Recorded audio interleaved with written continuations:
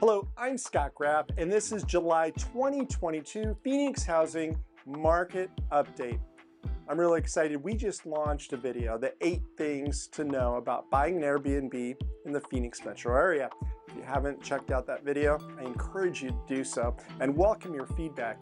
In addition, I invite you to subscribe to our YouTube channel. Let's dive in. Chances are you received a postcard that looks like this.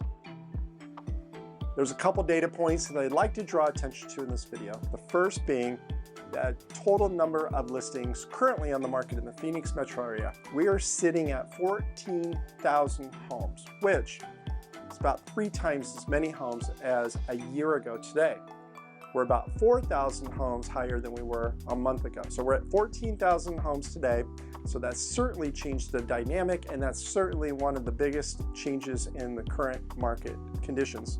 Now, the average days on market is still only 28 days, which means that we're still in a seller's market, but there is one additional change to what's been happening. A year ago today, we had a 90% success ratio. That means if you put your home on the market or a seller put their home on the market, there'd be a 90% chance that that home would sell. Now, it's at a 78% success ratio, which means some homes aren't selling. So it's changed. As a buyer, there's way more homes on the market to choose from, and in a lot of cases, you're able to buy a home at list price. The list price to sale price ratio still exceeds 100%, just barely, but still exceeds 100%.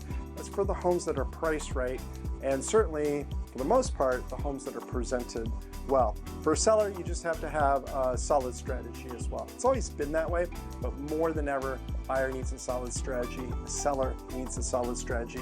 You just need to know what you're going in against.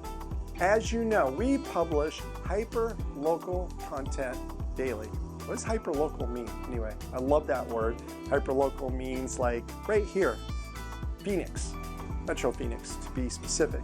And so there's no shortage of real estate articles here in the Phoenix area. So we curate the best of the best. We put them on our website, our social media platforms daily. So you can follow us on any of those. We're gonna make note of just a couple of the highlights from this last month. I'm gonna read like 3 of them in a row. And I love rankings. So Phoenix ranked #1 in the nation. Well, I don't love this one, but we ranked #1 in the nation for highest inflation.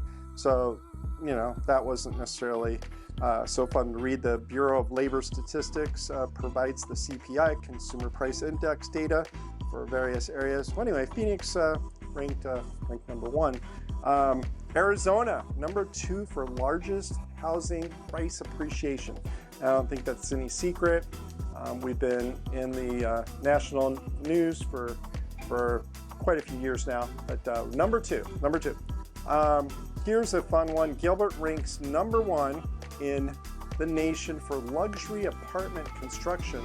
In Gilbert, there's over 4,000 units brought to market, apartment units, in the last 10 years, and they all qualify in the the high-end units. So 100% of them. So that's more than anywhere else in the nation. Gilbert, a lot of high-paying renters in Gilbert.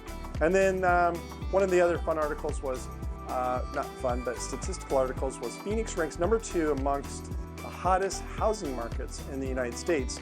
And the opening paragraph goes like this: whether you're interested in selling your home for a large profit or researching the most friendly market for first-time home buying, House Method conducted a study to rank the hottest and coolest housing markets in the United States. Phoenix ranks as #2 on the hottest housing markets in the United States. So anyway, now there's 2 other notable articles that I was going to draw attention to. One of them was a fun sale, a celebrity sale, a record price sale, a 7,000 square foot penthouse originally owned by former U.S. Senator John McCain, is sold for a record-breaking $6 million. We'll show a picture right here. So that project is known as 2211 Camelback. I can remember visiting that sales center when it was being constructed, and the head of the sales marketing team was showing me the the floor plans, the finishes, the amenity package. It's quite the building, but it's a little celebrity sale there. And then last, one of my favorite articles from this last month, people will drive from all over Arizona to Pete's Fish and Chips, just for the nostalgia alone. So Pete's Fish and Chips is a local fish and chip stand, originally built in 1947 by a fellow named Pete. And I can attest to that as a native Phoenician, that ever since I was a kid, I will go to Pete's Fish and Chips. Now, it's not necessarily on my health kick when I'm doing my health kicks, but nonetheless, Pete's Fish and Chips, if you haven't been there, I suggest you be there or go there. And that's it for the notable stories. Well, there you have it. I'm Scott Graff, and this is July 2022 Phoenix Housing Market Update.